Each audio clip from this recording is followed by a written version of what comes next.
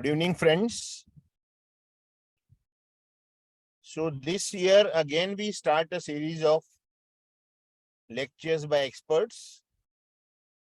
Our first expert of the year is Dr. Sonam Solanki, young and dynamic Dr. Sonam Solanki, a pulmonologist, MBBS, DNB, several fellowships, observerships, and even at this young, tender age, she is attached to several hospitals. She is a consultant pulmonologist, Sefi Hospital, Bhati Hospital, Wokad Hospital, and Masina Hospital. She is a honorary consultant at Dr. Baba Saheb Ambedkar Hospital, Central Railway Hospital, and Jagjeevan Ram Hospital, Western Railway Hospital. She has tremendous skills, and it is always an endeavor of us to invite young doctors, young and dynamic doctors, when we are talking of updating our knowledge. So this first series is update in pulmonology, but largely restricted to airway disease, because we have spoken a lot on asthma and COPD. She'll be talking on whatever update has happened in airway disease management. Dr. Sonam, welcome. Please put on your video and audio and join us. Thank you. Thank you, sir. Thank you for the kind introduction. And while I share my screen, is my screen visible? Yeah, visible. Visible. Yes, just a moment.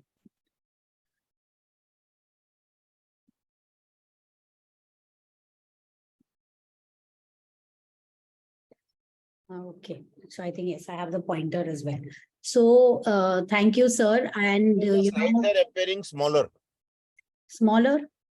They are So not in full presentation. Both, next animation and this we can, yeah, this is right. This is better? This is better. This is perfect, yeah. Okay, fine. So I think the presenter view is not working well. No problem. I just wanted the pointer. Okay. So, yes, thank you, sir, for giving this platform. And I have, been introduced to sir by Dr. Aarti, and thank you to Dr. Aarti as well. Without, delaying further, I'll just, give a brief introduction on what we are going to discuss today. I've been told that you all have understood spirometry. The basics of spirometry is already taken care of. So what spirometry is used for? To diagnose, manage, treat airway and lung disease. And airway disease is a predominant, component of pulmonologists' treatment as well. I have tried to cover up asthma, COPD, and their updates. Some slides may seem complicated. That's why I want to give this disclaimer that I think I have kept that to explain certain concepts. So don't waste too much time really trying to decipher those busy slides. If there are, just concentrate on what I'm saying, because there is a point to how we want to go about. So what is the relevance to the audience today? The relevance is that, there have been multiple studies. If they have asked 100, seen 100 patients who come to a family physician's clinic, and if you see what is the commonest symptom that they come with, almost 45 to 50% patients go to their family doctors with respiratory symptoms. It is far more than the digestive, circulatory, and other systems, which is why the role of a family doctor in managing airway disease is very crucial. It is to identify chronic illness, asthma, COPD, ILD, tuberculosis. They will not suddenly come and say asthma. When you see these patients with frequent symptoms with seasonal change, these crackles that just don't go, that's when you think of ILD. When these cough and breathlessness and mucus production, these three main symptoms are associated with weight loss, with fever, or other risk factors, you think of tuberculosis. So identifying chronic illnesses is, I think, the onus of that is on the family physician. Guiding the appropriate patients to the specialist, regular follow-ups, and communicating with the specialist. These are chronic illnesses. So it's not that one time they visit the doctor, they start the treatment and they'll be all right. They are going to have periods of worsening, whether it, especially this rainy season, we know of, when they are having other illnesses. So I think family doctor's role is very crucial in staying in communication with the specialist as well. Identifying acute exacerbation and managing the mild worsenings. So we define exacerbation as any symptoms in a chronic, say, asthmatic patient or a COPD patient, in which there is increase in the symptoms that require additional treatment, be it in the form of antibiotics, be it in the form of steroids. For a few days, they take nebulizations at home, but any worsening of their pre-existing baseline symptom is known as an exacerbation. When it is mild, we can treat it on OPD basis with simple oral medication. A moderate to a severe one may require ICU hospitalization, and a moderate one will require a normal ward-based hospitalization or a back and forth, depending on the severity and the armamentarium that patients have at home. Visiting these patients at home is also very important. We have more and more patients on BiPAP. They're getting discharged from the ICU hospitals, and we've seen this during COVID with an oxygen, with a BiPAP. And that's where I think it's very important for the family doctor to be updated with the extreme end of the diseases. When I say diseases, respiratory airway disease can be divided as upper airway or lower airway. For the purpose of this talk, we are concentrating on the lower airway disease, predominantly asthma, COPD, bronchitis, emphysema, which is another phenotype of the COPD patients. So it's simple cartoon diagram. This is the airway, this is the heart, this is the lung. So these are the disease that we are talking about. When we talk about pneumonia, lung fibrosis, IPF, sarcoidosis, they are diseases of the lung parenchyma.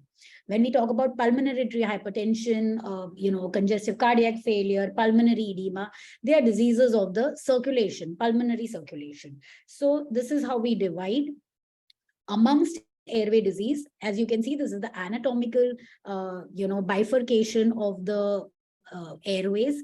We in our physiological and anatomical classification go as per generation: first generation bronchus, second generation. Similarly, it's like a tree branching down, like the way you have branches of a tree, roots of a tree rather, and even branches, smaller and smaller airways as we go inside.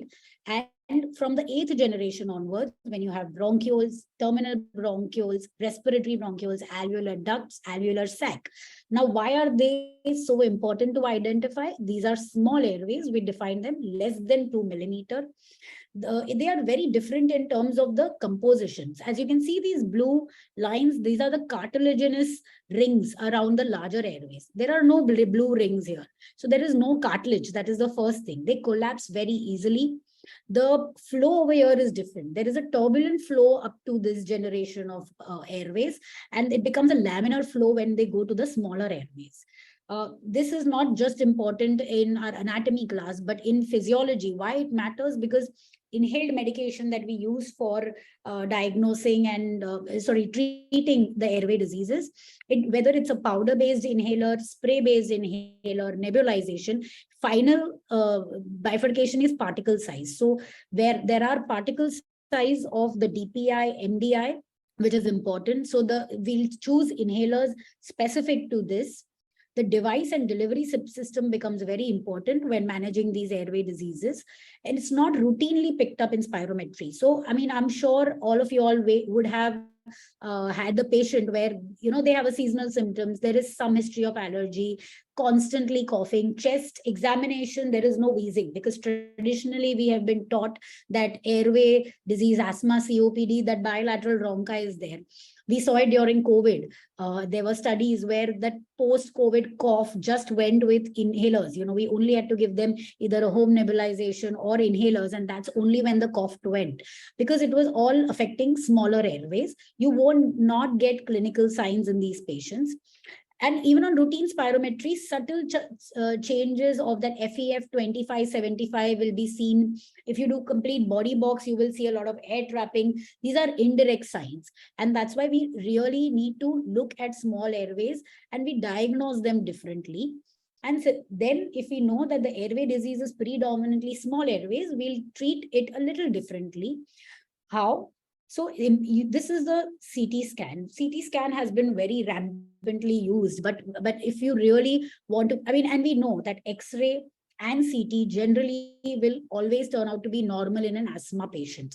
But if you protocolize it, if there is a, so you tell the patients to take a CT with an inspiration, mid inspiration, and then a complete expiration. So what you get is, as you can see, these areas of gray and black in the same cut. So we call this as mosaic pattern. And of course, there is multiple differential diagnosis of it. Sometimes in chronic HP also you see it, but this predominantly is a marker that smaller airways are involved. And sometimes you can have a normal PFT, normal looking CT, and you'll only pick this up on an expiratory scan. Similarly, as you can see, this is, I mean, pardon me for a not very accurate, it's a little blurred, this diagram, but when you take standard inhalers, this is how it gets distributed in the larger and the mid airways. But when you have extra fine inhalers, and there are more and more extra fine formulations that are being developed. In India, we currently have one ICS LABA, which is an extra fine inhaler. You see that the distribution, all the blue area, so the inhaled medication reaches the smaller airways as well. So this entity of identifying small airway involvement in our airway disease patients is really revolutionizing the way we see it. We are with more, we all work in a metro city at least. So we don't have issues where PFT is not available. Most of our airway disease patients will have undergone a pulmonary function test. Still, there are some patients who are symptomatic, not getting picked up. So these are the things to keep in mind clinically. Now, asthma, what we know is that it's a heterogeneous disease characterized by chronic airflow limitation. Symptoms are cough, wheezing, chest tightness, shortness of breath. Variable airflow limitation, that is very pathognomic of when we say asthma. Even if you look at any of our histories, the symptoms are paroxysmal cough and breathlessness, or paroxysmal breathlessness means the patient is symptomatic and then okay for a while, then again symptomatic based on the triggers. Or you can have a perennial symptom also. Someone is unwell all through the year, but this variability that today the patient is okay, tomorrow when there is a trigger or they get exposed to dust, or during Diwali, we see a few of our patients where they suddenly become symptomatic during Diwali and we saw it in our winters this year where the AQI was bad and the patient became more symptomatic. So this variability in symptoms, and if you do PFT at that time, you will actually see that it's a normal PFT today, and when the patient is symptomatic and triggered, it's a moderate obstruction. So that is what we mean by variable airflow limitation. Typical of symptoms is nocturnal, at night, seasonal, associated triggers, and a positive family history. So things to identify here is two more slides on variable airflow limitation and associated triggers. Now, what are triggers? Anything where the patient is all right today, and after the exposure to a particular, whether it's an irritant, infection, pollution. So as you can see, animal fur, always ask for whether there are pets in the house or not. Cigarette smoke or wood indoor, wood chula in India, we see this. What sort of blankets are the patient using? Pillows, weathers. The colds, running during sports, are they symptomatic during exercises?